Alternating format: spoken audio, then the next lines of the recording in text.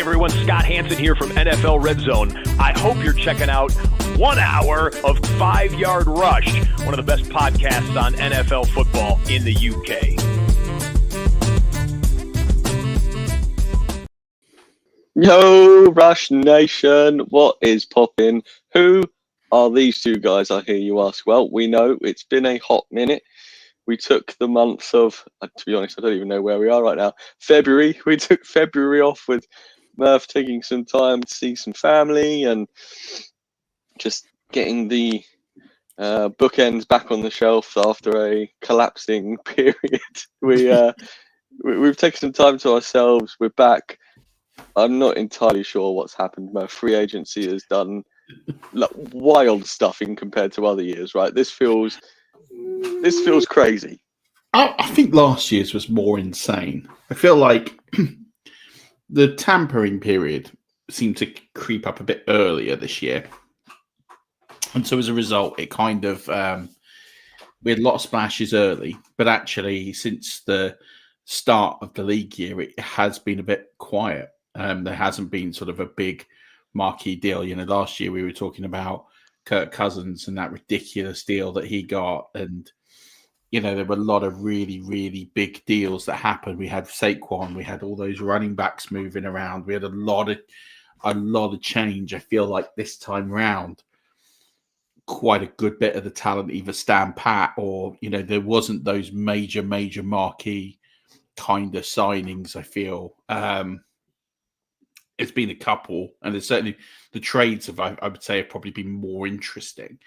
But yeah, you know, it's this time of year is really important. This is a time of year that I think kind of gets underestimated because this is everyone's been sitting there looking at the draft and thinking the draft is where you improve your team and the draft is, you know, going to go a certain way. And if you were following like mock drafts 2 weeks ago, Shedeur Sanders was going to the Raiders and, you know, there were going to be 3 or 4 quarterbacks in the first round. And we're starting to see from the market that is not going to be the case, that actually the NFL teams don't rate these quarterbacks. And we're in a similar situation to 2022 that actually the league would rather stand pat. And that's why a lot of teams took quarterbacks last year when they didn't necessarily always need them. And you had some that made big moves. Your Big Blue Broncos, you know, they were a big example of that. Or Big D Broncos. I don't know why I said blue. Got confused with. Well, we do play in blue. I mean, it's not the worst. Yeah. But you know, you were a great example of that. You made a bold move to move on from Russell Wilson, and then draft Bo Nix in the first round. Mm-hmm. You know, it's a really bold move, but Sean Payton saw the writing on the wall a year early that actually I don't really want to be tied to Russell Wilson and I don't want to come into this draft class and get one. And he hitched his wagon. A lot of people a year ago were looking at, you know, the quarterbacks that were going in drafts. They were looking at the Penix going at 8. They were looking at JJ McCarthy going and thinking, this is mad. Why are these quarterbacks going? And it's a nod to this draft class. It now starts to make sense that this draft class it's weak. You know, we have to accept the fact this draft class is weak at quarterback. And the market is telling you so because we've got some guys who weren't even starters last year that are going to get starter opportunities. Yeah. Compared to the new shiny stuff that should be exciting. And it's you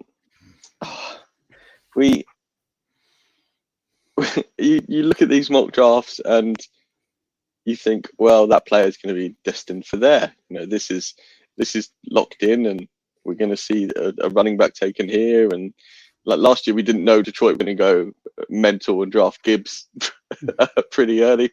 Worked out last year or the year before. Year before, but yeah. Either so. And then free agency happens, and mock drafts are completely irrelevant, like you say. And then I think it's crazy. And I don't know if a sentence should have I think, because I don't know if that's grammatically correct or not. But I think it feels to me that there has been consistent notifications from various applications I have on my phone.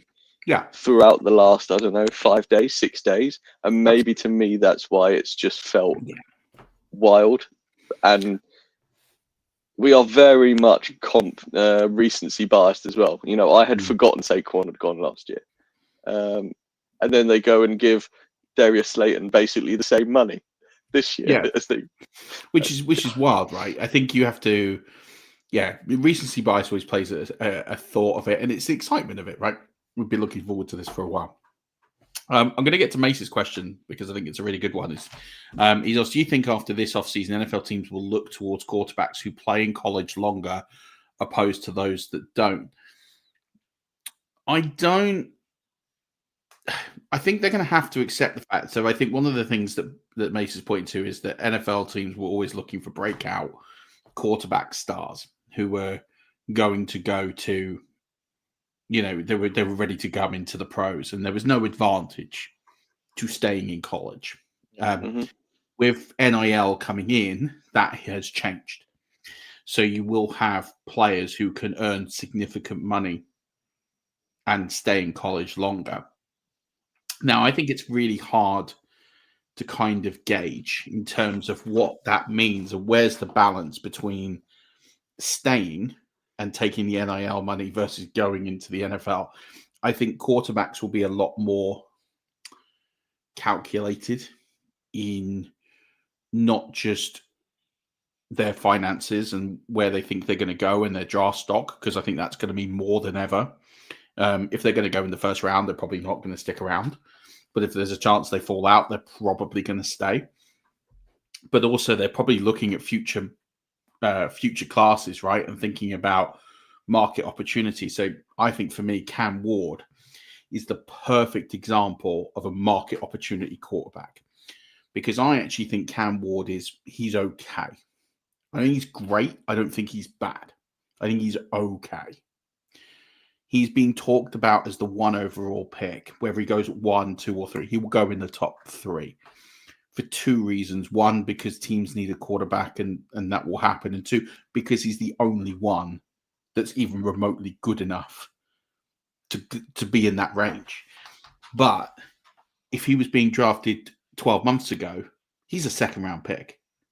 He's not going above any of the guys that got drafted in the first round last year. Yeah. I'm trying to think if there's anybody next year. I don't think so.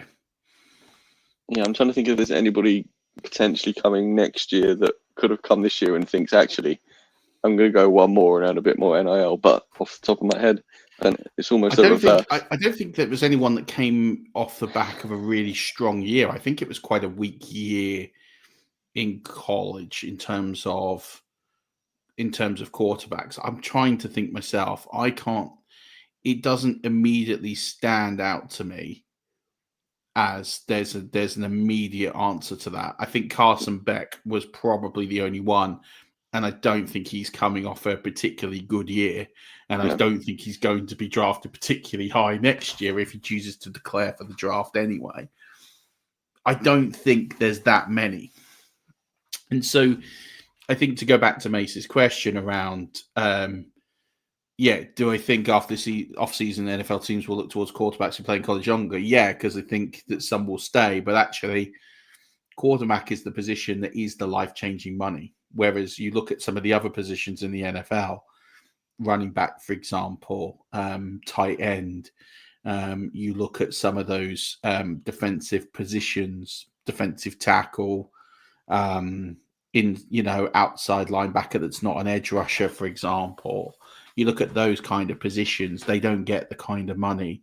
And actually, if you're the star on the team in that position, you might earn more money sticking around another year. So I think at quarterback, there'll be a few that might stay, but actually, I think it will also depend on what the pipeline of talent is. If it's a really deep draft class, I think those that are kind of on the fringe will stay longer, and I don't think it will count against them like it used to. Because the option is, well, look, we took a bit of extra money. But I do think that at the same token, they'll see through the transparency of it. I think scouting is scouting. I think anyone that kind of was talking up 3-4 quarterbacks going in the first round of the NFL draft was looking at that thinking there was just because there were so many vacancies and they didn't think free agency was going to fill those vacancies. And actually what the NFL is telling you is actually, no, will take punts on guys that didn't even start last year and think that they've got a chance to do something more than anything else. And I think that's the interesting point of where we are now in terms of opportunity for players. So I think it's going to be really like free agency for me. I think has answered a lot of questions on where the league is on this draft class, from the quarterback position all the way through to all the offensive positions and some of the defensive ones as well. I think it validates a lot of the thinking. This is a very good running back draft, which is why no running back got really any kind of major deal this year. Some mediocre wide receivers got paid pretty well. And some teams went all in on players they didn't get. Some players turned down crazy money to stay where they were, and which also tells you that this wide receiver class, there isn't that generational talent, or there's not many of those generational talent players. Yeah. So I think that's the really interesting part of this is your first sign now of when you look at mock drafts from here on out, we have a better idea of how the teams are marketing and viewing this draft. And I think that's the lessons that we've learned. And now it kind of feels like we know what some of these teams are going to look like in 2025, whereas we probably didn't know that a week ago. No. And I think one more thing on that as well, with how the transfer portal is in college now as well, and the ability to change teams. If you're on the fringe as a quarterback or at any position, you think, no, I'm going to do one more because this draft class is particularly strong and maybe I won't get drafted as high. And you transfer to an opportunity that gives you a breakout year or a good year compared to what you've had, then all of a sudden your draft stock could be better. You've earned more money. And just the transfer portal is so much more flexible now than it used to be, giving players that much more chance to improve that final year if they wanted to. I will maintain that I always believe that Joe Burrow was the first ever winner in the transfer portal. 100%. Because he went to LSU and all of a sudden went from being a 6th round pick to the first overall pick. And I think there's some players this year that benefited. Kyle McCord for me is a great example of someone that he's probably not going to go as high as he should. He might go higher than people think. I don't really know. He's a bit of a wild card, but he's someone who benefited from the transfer portal and had an incredible year last year and will get drafted as a result of that. Whereas I don't think anyone would have thought he would have got drafted 12 months ago. So I think it's a really interesting thing. I do think the transfer portal is broken. I do think there needs to be some thinking about that because players are just going and transferring willy-nilly, but that's for another day. We're here to talk about what has happened in the league this week, and there is a lot. So where do you want to do this position by position? Do you want to do this, some of the highlights? Like where do you kind of want to go here? I will be completely honest. My head has been buried 24 foot below the sand, and a lot of it has not gone over my head, but gone through my head. I've processed the information and lost it because it's all happened so fast. We're also, I don't know, I feel like we're behind the 8 ball in terms of time. How far behind free agency are we? I am genuinely, Rush Nation, so lost at the moment. Well, the league year started yesterday, so we're 24 hours into the league year. So we're not too bad. The tampering window seemed to open a little bit earlier this year. I guess what we can do is I can summarize by position and go from there and potentially what it means for fantasy football for the draft and everything else. So I think the quarterbacks is the place to go. And the really interesting dynamic actually happened at the weekend where Geno Smith was traded to the Raiders in exchange for a third round pick. And that kind of is where, for me, the nail in the coffin for Shadur Sanders in the first round kind of happened because that seemed to be the one team where there was a logical fit for him in his skill set that was available. And so with them off the board, signing Geno Smith, and I think it's a good move for the Raiders. I think it's an uncharacteristically good move because I don't think he's a world beater by any stretch, but I think he's a top 15 quarterback, and I don't think that's an unfair thing to say. I don't think it's a particularly hot takey thing to say. And so what they're doing is their team needs a complete rebuild, but you've got a quarterback there on okay money, not stupid high, not ridiculously cheap. So you've got a team that can compete, and you can get players in now and start to rebuild that team. And you've got sort of this sort of sense of, okay, we've got a base here for a couple of years with Pete Carroll and Geno Smith. We can win games. We're not going to win the division, but we can win some games, and we can build a culture and get better every year. So that in 2-3 years' time, you can go draft your quarterback and your team's in a much better place. And I think that's kind of the rationale I see. So I really like it, because I think if you'd stuck Shedeur Sanders on that roster, I think he would have been out of the NFL in 3 years. Or he would have been out of a starting job in 3 years. I think he would have been lingering around somewhere, but there wasn't a job for him available. So I think that was kind of, for me, the first real sign that the NFL is out on these quarterbacks.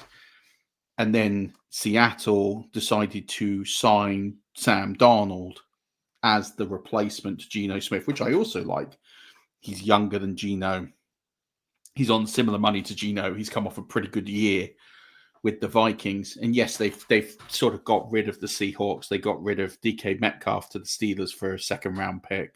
They let Tyler Lockett go. They are in a bit of a nuke mode, but at least they've brought a quarterback in again who is experienced, has had a good season, is on okay money that you can get away from, which is quite good, and doesn't break the bank. And now you can start to build that team again.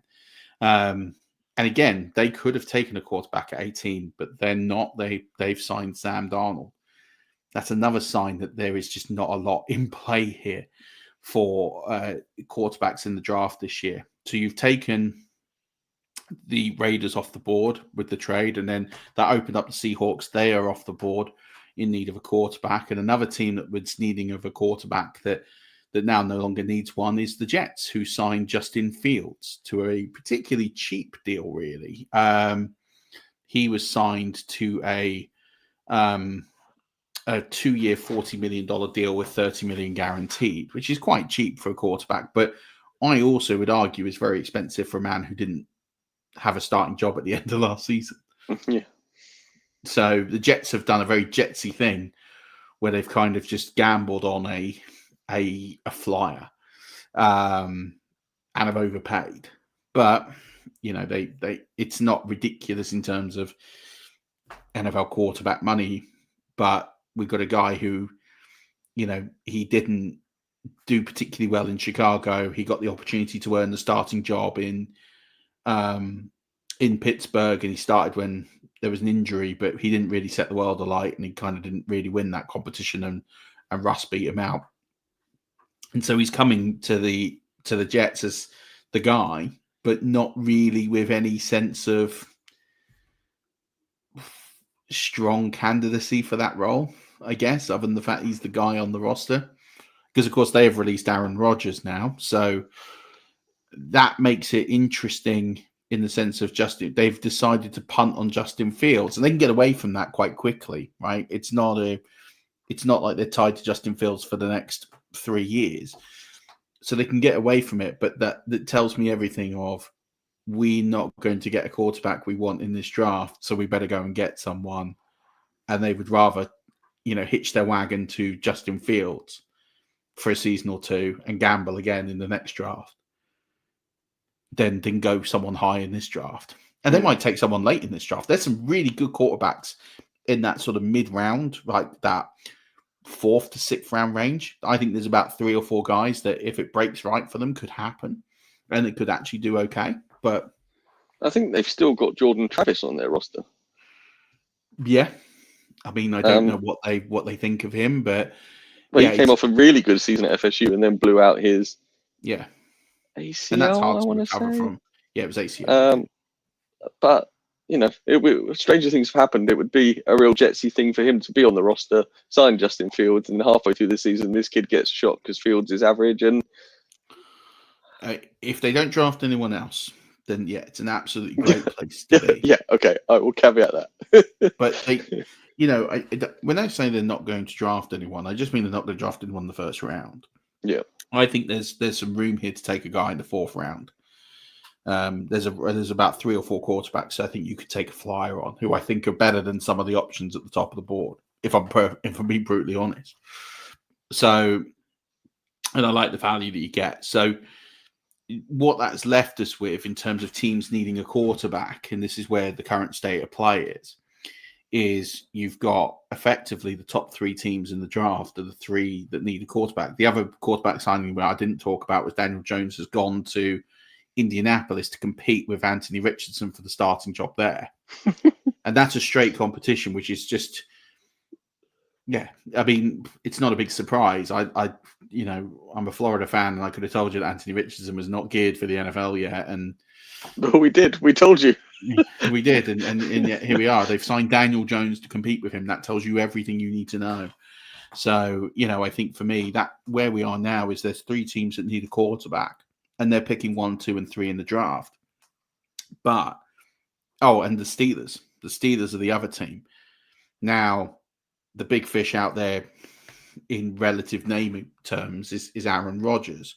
He is a free agent. He has not decided where he wants to go. All signs point to Pittsburgh being the option.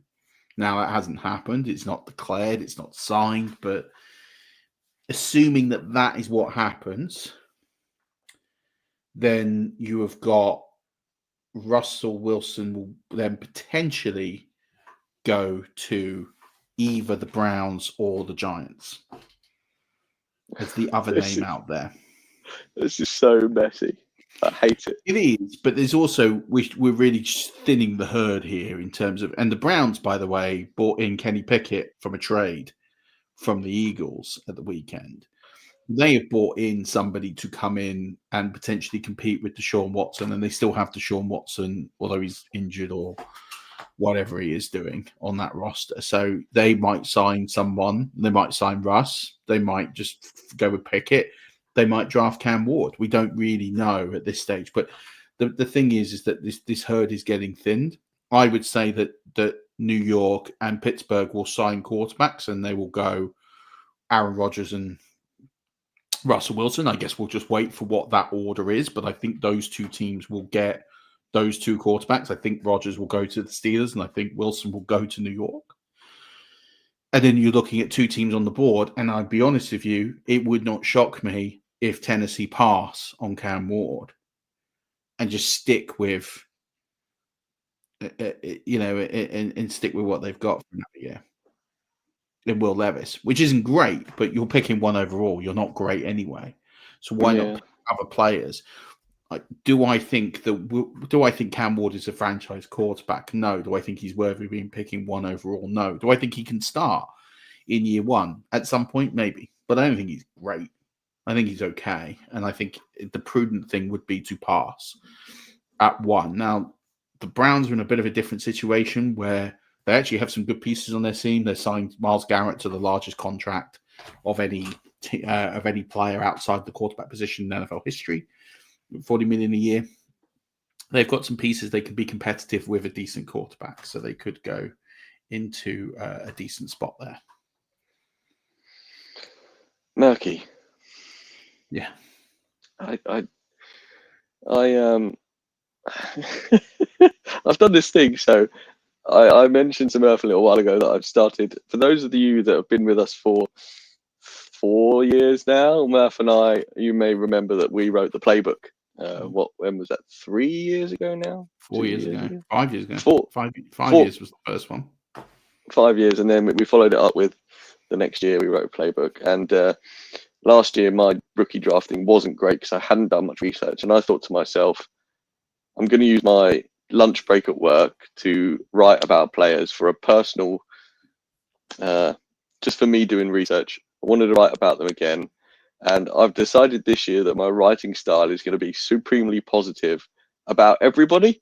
I didn't want there to be. It's quite funny. It's almost comical in how my writing style this year has been, and I've just reduced the happiness and excitedness about each player as I rank down. So even if you are potentially like my 12th ranked wide receiver, I'm still really excited about him, and I think it's quite funny because it's just my musings. I'm not an NFL scout. I have no formula or no method or rookie model. It's just my thoughts on the player. So if you've watched the Smurfs, I imagine every write up to be like the Smurfs would be, like sounding. It's really fun. So yeah, I'm Jackson Dart's pretty excited about him in my write up. Just saying, I'm not saying he's going to be good. Don't hear what I'm just saying. The write up is exciting. If you could hype up Jackson Dart, I've done it. So I was on a podcast. I was on the College Days podcast, the Nat Coombs show on earlier in the week, and I compared Jackson Dart to a poor man's Kyle Trask. And then I said, why would you draft Jackson Dart when Kyle Trask is a free agent? Only he's not a free agent anymore. He's re-signed with the Buccaneers. So he's not a free agent. So I guess you have to take poor man's Kyle Trask. But yeah, that's how I view him. That's fine. I'm happy with the comp. I'm just saying I've been very I've basically plugged everybody in with 15 cans of Red Bull, and that's how I've done their write-up. So if you could maximize every player, if every player played to their ceiling, that's how my write-up has gone, which I really like. Yeah, because I've had fun doing it. So I think sometimes you can be really negative on things, and I'm sometimes probably construed as someone who can do that. So good on you. It's good to have that kind of balance. But I think with where we are with the quarterback situation is it's Cam Ward in the first round. There's going to be one or two teams left who need one. It's still going to be Jameis Winston out there who could be signed. There's not much at the quarterback position. Kind of Aaron Rodgers and Russell Wilson, the last real in play kind of players here at that position. But Jameis is one to watch in case someone wants to pick him up and start him for a season. He could go back to the Browns, for example. There's some options here. So there's not. My point is those that were expecting those sort of 3-4 quarterbacks in the first round, it's not going to happen. And we're just kind of letting you know. And what this kind of means for fantasy, we'll start digging into this in the week. Some players will be arrow up and some players will be arrow down as a result. But I think really the bigger loser here is probably Garrett Wilson. Is probably, from all these quarterback changes, is probably the biggest loser here in fantasy value. And the biggest winner, I guess, would be, I don't really know who it would be. Probably JSN, because this whole competition's just walked out the door. Yeah. And he's got Sam Darnold throwing to him, who I think is just as good as Geno Smith. So it's 100%. not really worked out too bad for him. So I guess I'll tell you the running back position, because this isn't going to take very long. Aaron Jones stayed where he was. He was kind of the top running back free agent. So best running back in free agency stayed where he was. So the next one on the list was Najee Harris. He assigned to go to the Chargers as J.K. Dobbins' replacement. So I like that move. Najee Harris goes up a lot of fantasy boards for me, going into that Harbaugh offense and knowing what J.K. Dobbins did last year. J.K. Dobbins is still unsigned. He's there. And then really there aren't any other start. The only other player that was a starter last year was Rico Dowdle, who's gone to the Panthers, which is interesting because that's really messed with that room a little bit more. And that does say to you that the rookie from last year who retore his ACL or Jonathan Brooks. Jonathan Brooks, like his career is probably done in the NFL. So it's a two-headed backfield there with Hubbard and Dowdle, which is interesting, but they could convolute and kind of kill each other there in terms of value. But that's really it at the running back position. Not a lot has happened. Gainwell went to the Steelers.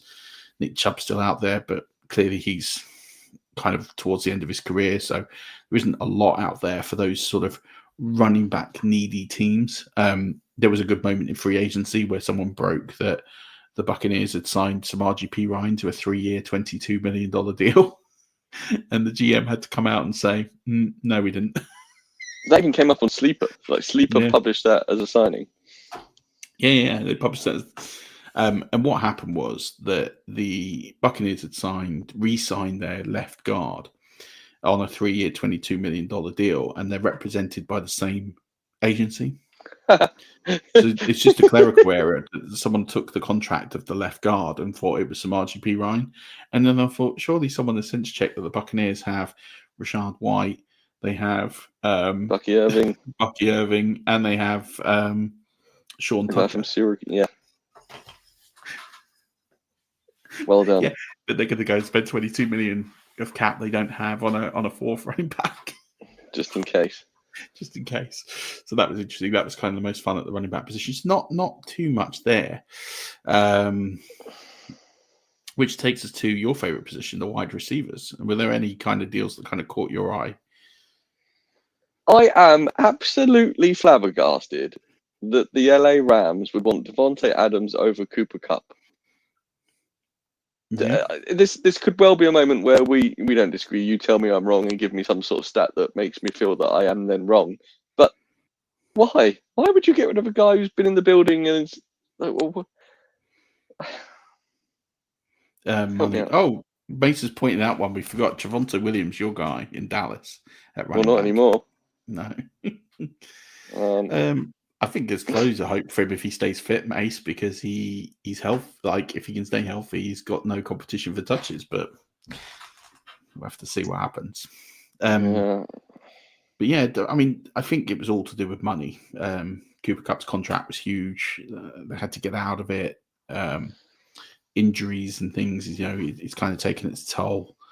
It's a shame. It'd be interesting to see who dips their toe in that Cooper Kupp market and if anyone's willing to take him on. I kind of like the Devontae Adams fit for the Rams. It's interesting. I mean, we know that Matt Stafford and the Rams can sustain Nakua and Adams. We know what Adams has got. Is he past his peak? Maybe a little, but he's got a lot of juice left, I think. His back end of the season last year was fantastic. Yeah, it was. So I think for me, it's a shrewd pickup to get him. It's not crazy money. 2-year 46 with only 26 guaranteed, so that's not silly money for me. Because doubt he gets that 46 mil. I think he'll be somewhere like north of 30 to 40. So kind of like that move for him. So I think it makes sense. But yeah, obviously for Cooper Kupp, it's hard, but he's probably not the same player he was because of all those injuries. And it'll be interesting to see which team goes for him and how much he goes for. And the fact that he hasn't signed a deal yet says that there is some concern about that injury and recent injury history. So be interesting to see what his market does in the coming days, but he is still out there. Devontae Adams is obviously Ram, as you mentioned, so that's a good spot. How are you feeling about Chris Godwin being back? I love it, obviously. We're talking about, for me, one of the best wide receiver duos of all time in Godwin and Evans. Godwin turned down $20 million extra from the Patriots to stay in Tampa. That's no surprise, though, is it? Is it actually a surprise? That's a lot of money. It is a lot of money, but when you consider just how poor New England have been and how good the Buccaneers are, and like you say, would you rather go and play in cold New England with, all right, Drake May, but realistically, who else? Or stay with your stable buddy who you've had decent seasons with, who you've won a Super Bowl with, in the warmth? 20 million is a lot of money, but is it a lot of money for Chris Godwin? That's not going to change how his life pans out from here on out. Well, and I think that's why he's made the decision. But having said that, we've seen players make that decision. I don't think you could have hated him for making it, but I'm obviously delighted he has stayed, and I think he seems happy to stay, and I think it shows a lot of the commitment to stay with no circumstances and to turn down that kind of money. So yeah, it's obviously fantastic news. I think the Buccaneers have done a good job in free agency with what they've added, and bringing in a pass rusher in Hassan Reddick is a big move, and I think they've done really well in the pieces that they've picked up. They've got a few more pieces they need to do, and they'll need to address some pieces in the draft. But Baker and that offense remains intact. The offensive line's coming back, which is big because there's been a bit of change on that line in recent years. The wide receiver room's intact, tight end room's intact, quarterback's intact, backup quarterback's coming back. Like there's nothing like continuity there that really helps. So it's a big piece of that. They were the top two wide receivers really in free agency, Chris Godwin and Devontae Adams. There were some big guys still out there. Amari Cooper is still out there. Stephon Diggs is still out there. Elijah Moore is still out there. Keenan Allen is still out there. Cooper Kupp is still out there. I guess the other noteworthy moves is DeAndre Hopkins' fantasy career has gone to die in Baltimore. Because that's where all good wide receivers' fantasy careers go to die, is in Baltimore. The amount of hearts you have just broken, Murph, is outrageous. On behalf of 5 Yard, I can only apologise for Murph breaking hearts. And it's true. Like, I'm not saying he's not going to be good. He's just not going to be fantasy relevant in 2025 in Baltimore, and that's all. I don't disagree. So if you acquired him thinking he was going to be Patrick Mahomes' buddy for the long term, that has really come back to bite you. One move which was, I think, really sneaky was that Mike Williams has gone back to the Chargers. I know. Stormo, who's been on the pod, and I'm in a group chat with him, he was like, Big Mike's back, baby. He's a Chargers fan. And what a weird move that is. Because gone home, he's gone to pasture. Yeah, because Josh Palmer left in free agency, so he went to the Jags, or no, he went to the Bills. He went to the Bills, didn't he? They paid Khalil Shakir, and their big man is now going to be Josh Palmer, which is interesting. I like Josh Palmer. It's an interesting move. I'm not sure it's the one I would have made, but I like it in the sense of I think there's something there for them. Sorry, I'm also reading a mock draft because I haven't read one today, and I hate it. Hate it already, and I'm only at pick 7. Good. Yeah, it feels as if there are a lot of fantasy teams who have got several aging wide receivers who are currently really concerned that they are no longer. Where are they going to be? Do you know what I mean? There's. Yeah. Like, who of these people you just mentioned, do you think any of them don't get signed?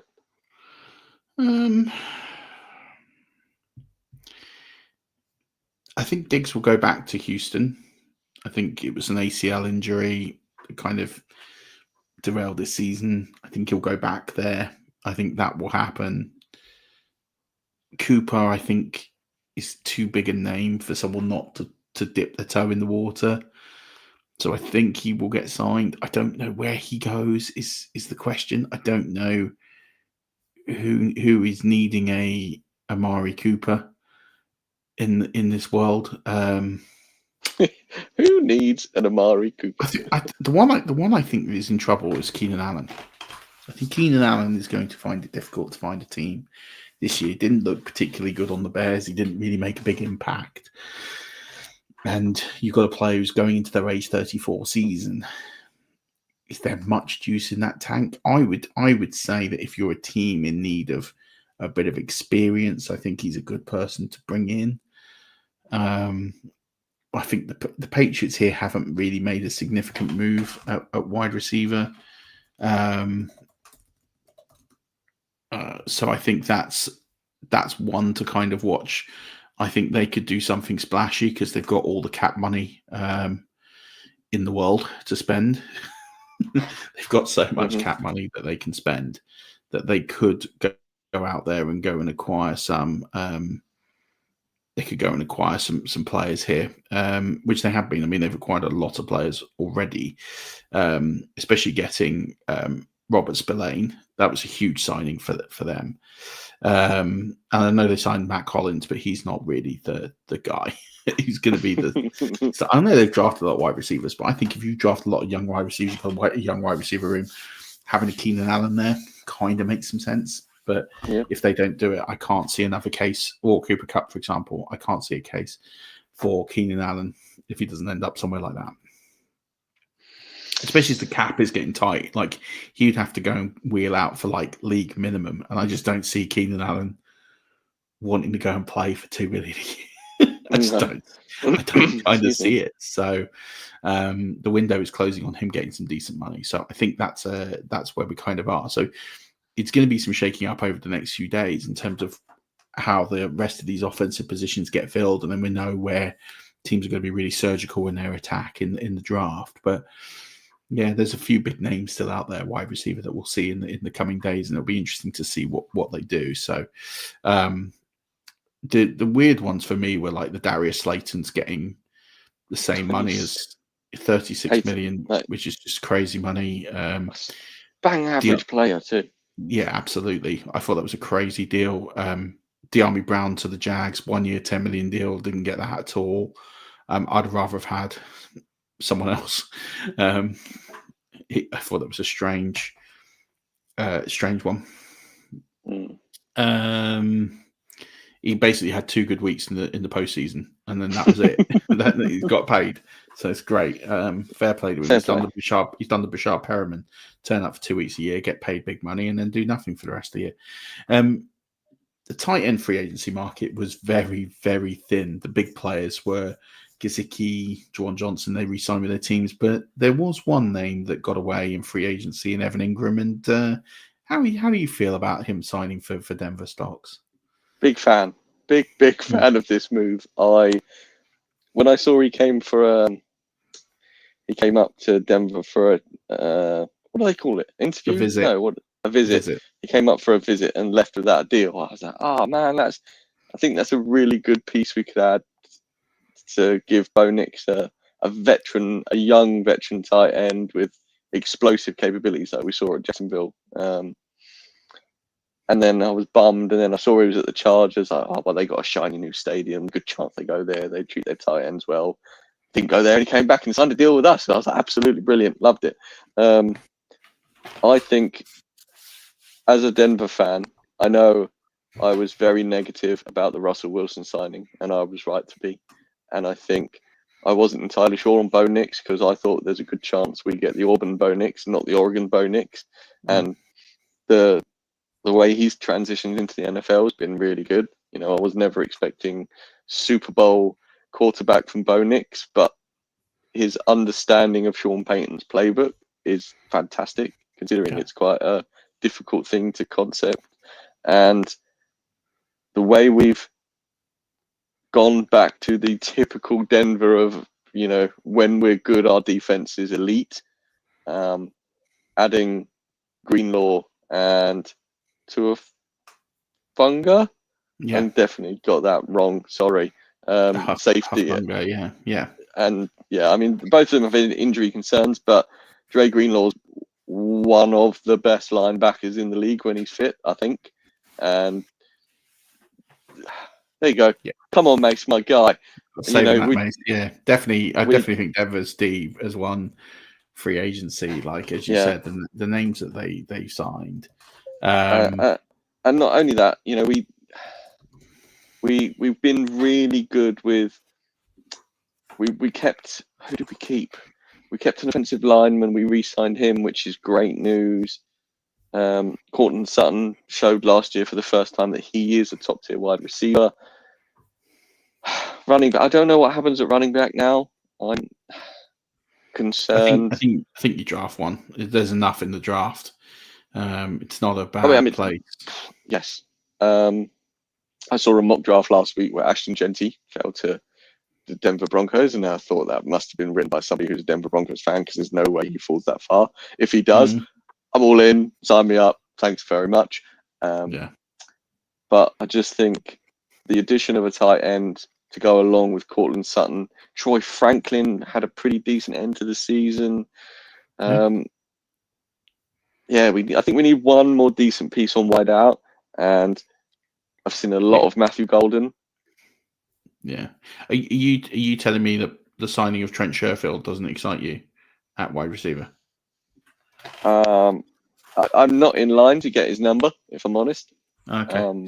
He's got a 2-year deal, so you know he's gonna be around a while. Does he do anything else? Like, is he good on special teams or T-room, or what's his? He's not doing special teams after 8 years in the league. Maybe he's just a I mean, happy guy to be fair, in Minnesota last year, he caught 8 passes for 83 yards and a touchdown last year. So, yeah, So, like, big production. How does someone like that get a deal? I mean, 2-year deal. I would do much more than that for half his money. I really would. Hey, listen, he played 16% of the Vikings' snaps last year. Big time player. Big time. You can tell we just started talking about Denver because my wife messaged me saying you're shouting.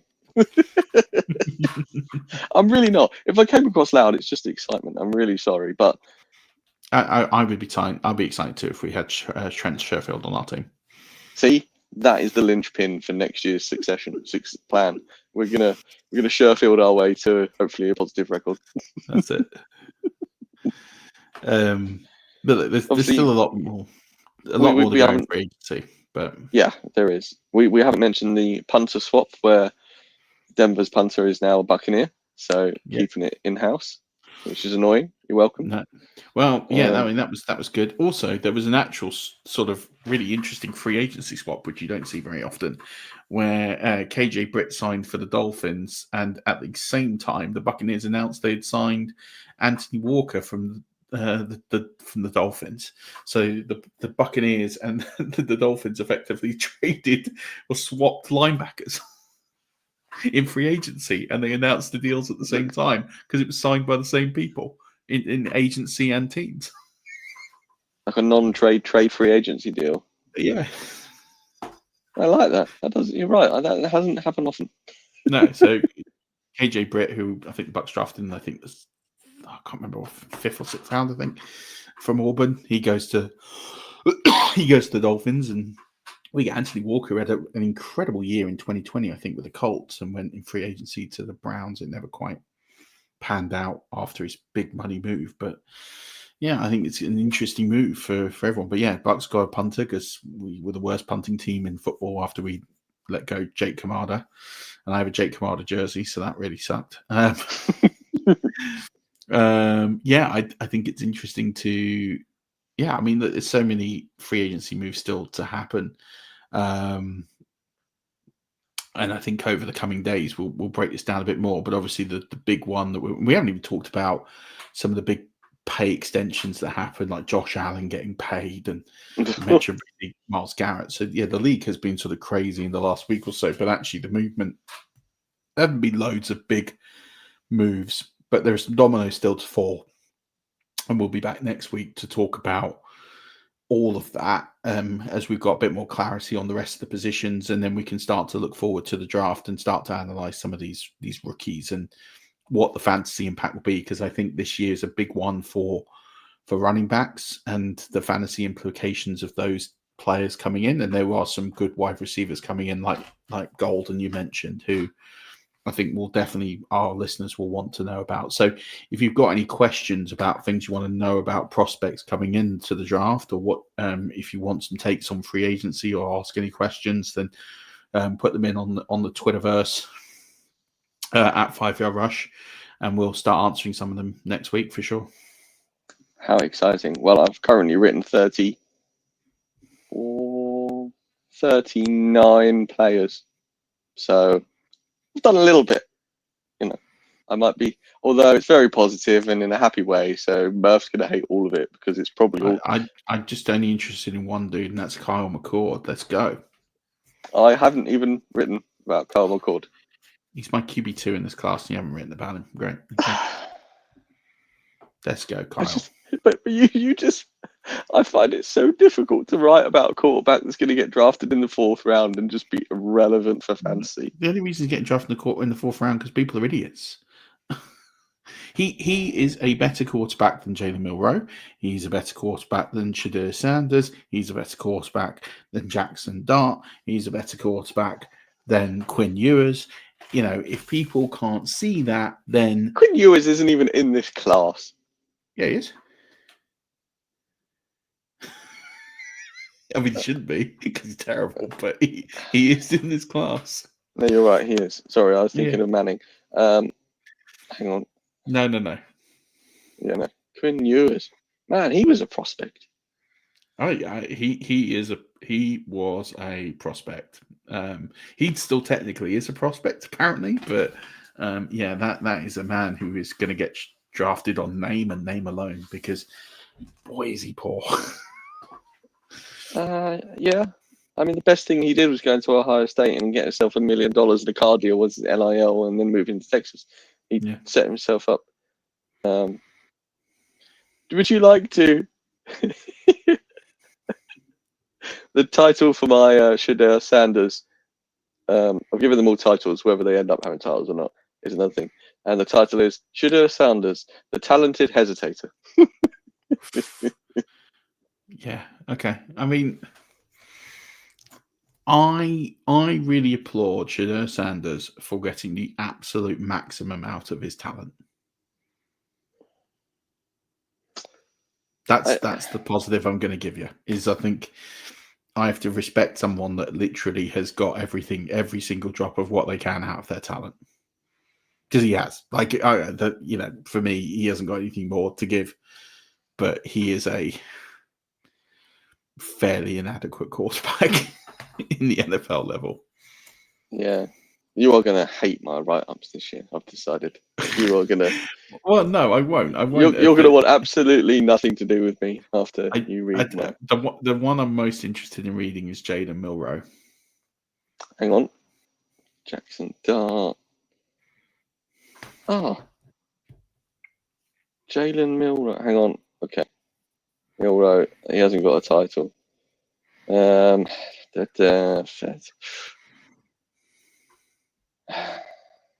right. It's not. It needs. It's only in his first. It hasn't been spiced up yet. What? How bad do you think Milroe is? I would say that he is a catfish. Aesthetically, when you look at it, you think, yeah, he is unbelievable. He's going to be so good. And then you watch him throw a football and you think, nope, that's not a quarterback. That is a running back with tiny hands who is asked to throw the football. Tiny hands, they grew. Come on. I mean, you put them in a machine and they grew. Yeah, sure. Milroe is. Okay, you ready? Yeah. This is just one paragraph. That said, Milroe is more than just an athlete. He is a capable quarterback. And I remember, this is all positive before you go in.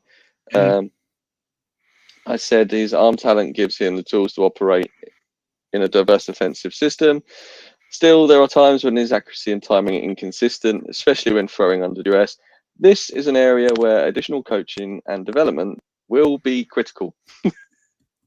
So, it's not all positive. Yeah, and then it goes on to talk about his tiny hands. Tiny hands. Yeah, tiny hands. He's not 2 gloves, but no, he's not 2 gloves, but he's not far off. So I can throw some. I'm just trying to pull it up. This is what I have on Jalen Milroe. Is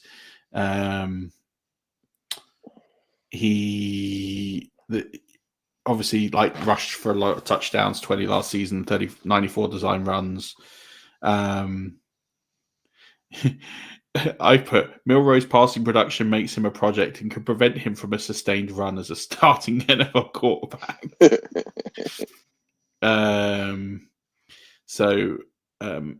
Milroe threw 1.5 touchdowns per interception, which is the worst rate in the class.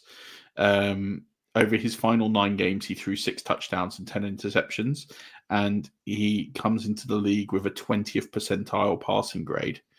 He also completed a class low 50% of his passes in the red zone and had a 10.7% interception rate. Yeah, your write-up's a lot more negative than mine. Mine are just facts. They're just facts. They're not. They're just lines. They're just facts. Whereas Kyle McCord, no quarterback in this class, had more dropbacks last season than Kyle McCord. He had 77 more than the next closest player in the draft. He also had the fastest time to throw in this draft class at 2.4 seconds, despite throwing the lowest rate of passes at or behind the line of scrimmage at 12.5%. That's a lot. Let's go, Kyle. Kyle. Listen, I'll do you one. I'll tell you what. Once I've finished up who I'm going to write about, I'll do a Kyle McCord if I've got time. King Kyle McCord. Yeah. I'm not going beyond that's too far. I'm not doing King Kyle. I'm sorry. King McCord. I'm sorry. Miraculous McCord. McCord the Marauder. I can keep going. Kyle McCord. Yeah. He's great. Big fan. JJ McCarthy was a winner from this free agency because the Vikings grabbed 2 pieces on offensive line. And yeah. He's going to be good next year, JJ McCarthy. I was excited for him when he got drafted. I'm more excited for him now. Yeah. Well, there's no one else. There's no Sam Darnold. So it is the JJ McCarthy show. And I do think they'll sign a backup. Yeah. Like Mason Rudolph. No, I know he's just gone to the Steelers, but that kind of backup. Yeah, it'd be someone like that. Sweet. Right, Rush Nation, we've got ahead of ourselves and we started talking about rookies. So that needs to stop right now. Because that's coming. That is most definitely coming. Now, if anything else before, go on. No, it's good to be back. It's good to get back in the saddle. We'll be back next week. Apologies for the hiatus. So my family have been ill. We've been really struggling since we come back from America, where we went, which is why there was a hiatus. And there was jet lag and then sickness and then more sickness. And then there's like a plague in my house at the moment. So everyone's kind of fallen. It's probably going to have to get burned to the ground. So I'm probably going to have to make a dustbin next week or something. We'll work it out. Well, make sure you take a duvet to resonate that sound down. Will do. It's been good. It's been good. Right, Rush Nation, that is going to wrap up our return to 2025. I guess the start of 2025, really. Happy new league year is all I can say. Free agency has been wild. It's going to still be wild. Draft is just around the corner. We have muchos to talk about. But until next week, as always, don't forget, keep rushing.